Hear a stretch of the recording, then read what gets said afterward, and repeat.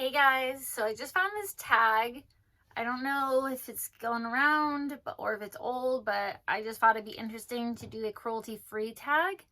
So I got this from Sarah Rose, but I guess who created it was Heidi of Heidi K Makeup. I'm gonna have to watch her after I film this. So, first question, what was your impression of cruelty free makeup? I honestly didn't even really know what cruelty free was. I started my cruelty free journey, I want to say like at least 6 years ago, possibly 7. And after finding out about animal testing, I was already vegetarian. Well, I was pescatarian. So I was already pescatarian and very passionate about animals, but I didn't even know that we still tested on animals. And after finding that out, I was like, oh my God, I can't do this. So I was pretty shocked, honestly. But everything I have is cruelty free, including makeup, obviously. So, what is my opinion on parent companies? So, I get why people do not support them, but I do buy from brands that do have parent companies that are not cruelty free. In my mind, I feel like the companies that are parent companies will see that the cruelty free companies are gaining money and support and a following, and they don't test on animals. So hopefully the big dogs will stop this, because this is just stupid. We've already tested all the ingredients there needs to be tested. Like, we don't need to keep doing this. And also the way that they test is just horrifying. You guys can look it up. It's just awful. What was my turning point going cruelty free? So I kind of said that in my first answer, but I'm one of those people, like, once I see something, I can't go back. Like going vegan, once I watched documentaries, as well as like once I was just like, what am I doing? Like, why am I so afraid to do this? Like, so anyway, that's just me. I can't turn back. I can't unsee. I can't unknow or unhear. So yeah, that was my turning point. What would you say to someone considering going cruelty free? So I don't necessarily like talk about it all the time. Like, I'm vegan, so it's like I don't want to constantly get on my soapbox. First of all, I don't do that. So if someone was going to ask me about going cruelty free, like brands or like alternatives or, things like that, I would tell them without being like, hey, did you know that bunnies are treated like X, Y, and Z? Did you know blah, blah, blah? Like, I would try to be more like understanding, and also tell them like, finish your products first, the non-cruelty free ones, instead of just throwing them away. Like, that's wasteful. So use them at first and then find alternatives. Like, you can buy a new product and then compare it to that to make sure that it is comparable and you like it. So that would kind of be my suggestion. What are your best cruelty free dupes? Honestly, I can't really say, because makeup is always changing, and I haven't bought a non-cruelty free item in, like I said, like 7 years.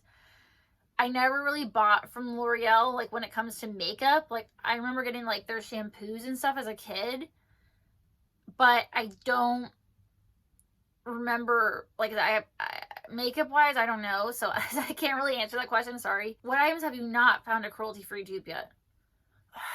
It's hard to say. So I see companies that aren't cruelty free coming out with products all the time that seem really exciting or really cool, but then I'm like, sorry, like, I can't buy from you. Just like when I see something that's not vegan, like, in my mind, I don't even see that like as an option. So that's just me. What's my favorite cruelty free brand, drugstore and high end? I'm looking at my makeup. I don't really have like a favorite brand, honestly, because I buy items from all different types of brands. Like, I don't have like a brand per se that I'm like, this is my favorite brand, because everything that they have is just amazing. I guess I could say, so drugstore, I really do like NYX, and I like e.l.f. a lot. They have a lot of options, affordable, very good products, especially e.l.f. I mean, e.l.f. is like dirt cheap, and they have really good concealers. I haven't tried tons of products from e.l.f., but like everything I've tried is pretty good. Brow products are really good. Complexion products are good. Lip products are good. Their brushes are good. So I would say e.l.f. And then also NYX. I like their lip liners. I like their I haven't tried a lot of the complexion products, but I've heard really good things. So those are my two brands I would say I think are really good drugstore cruelty-free brands. And then high end, I like. Are we talking about? I guess we're talking about high end as in like Sephora, Ulta, not like my indie, which I really like indie makeup. I'm trying to think.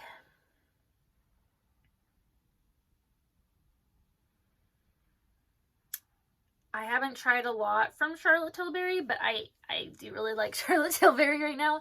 Like, I'm really loving their powder. It is just, it's really nice. That's all I'm gonna say, even though this is $25, but like, I mean, it's really pretty. And I like their lip cheat lip liner. I don't know if I can bite the bullet and buy one of their lipsticks, but currently those are that's my favorite, I guess, high end, because everything else, like, I don't have a lot of items from one particular brand. And then indie, I've really been into Lunar Beauty, because I've been trying their eyeshadow. I have 2 of their eyeshadow palettes now, and 2 of their lip products and brushes, and I really, really like Lunar Beauty. I haven't tried their blushes yet, even though I really want to. And if first of all, if Manny comes out with like a foundation or a concealer I think will be friends. Foundation, I don't know, because he likes kind of like matte, and I have dry skin and he has oily. But I do really like Manny, so, and I like his makeup so far. And then, which brands and or items do you wish were cruelty free?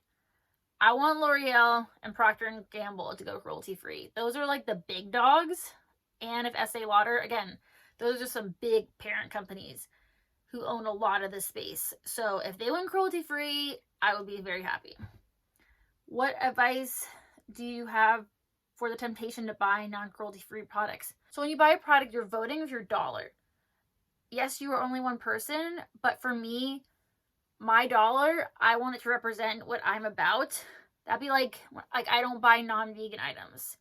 I try to buy less wasteful items to try to show that brand that I support them or I do not support them.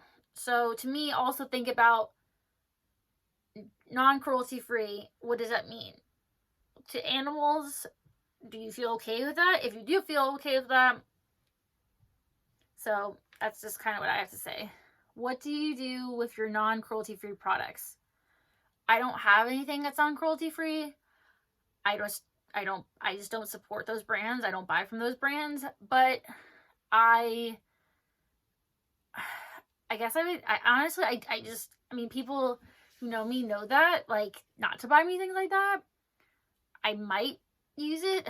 I don't know. It just depends. I just feel like I wouldn't feel comfortable using it, honestly. It's like having something that's not vegan. I don't feel comfortable showing that. I just don't feel comfortable doing that. So I'm very picky about things. If you know me, you know me. I guess I would honestly declutter, or I try to ask for receipts, e-receipts, so I can return it or exchange it. Or, yeah, I guess use it up or give it to my husband. He tries to buy cruelty-free and vegan items too. I've tried to bring him over. So, do you think animal testing will end one day? I mean, wishful thinking, I would hope so. But then again, here we are in 2022 and it hasn't. I mean, I just think some items it's pretty ridiculous. It's like the way animal testing is. I think in the US, we're doing really, really good. Like a lot of states, we don't do that. But when we're talking about like China, I mean, it's pretty bad. So, but a lot of brands, they got to think about money. So they want to sell in China. So in order to sell in China, you have to test. If you make a product in China and you don't sell it in China, except for I think like Hong Kong and stuff like that, it depends on the territory or the state. I'm not a history person with China over here or an expert with China, but if you sell it in China, you have to test. But if you manufacture it in China but you don't sell it in China, then you do not have to test. It's complicated. Rules are always changing, but that's just the way it is. Like I said, wishful thinking, hopefully, but I'm not sure. There's still so much plastic going on. Like, there's a lot of things that we need to change for the better of mankind, animal kind, everything. So anyway, Brianna's offer for soapbox. Thank you so much for watching. Let me know if you guys do this tag. I'm going to put the questions in my description box. And I like doing tags. I like doing videos like this. Hopefully I wasn't too lecture-y. But thank you so much for watching. Please like and subscribe, and I hope to see you in my next video. Bye, guys.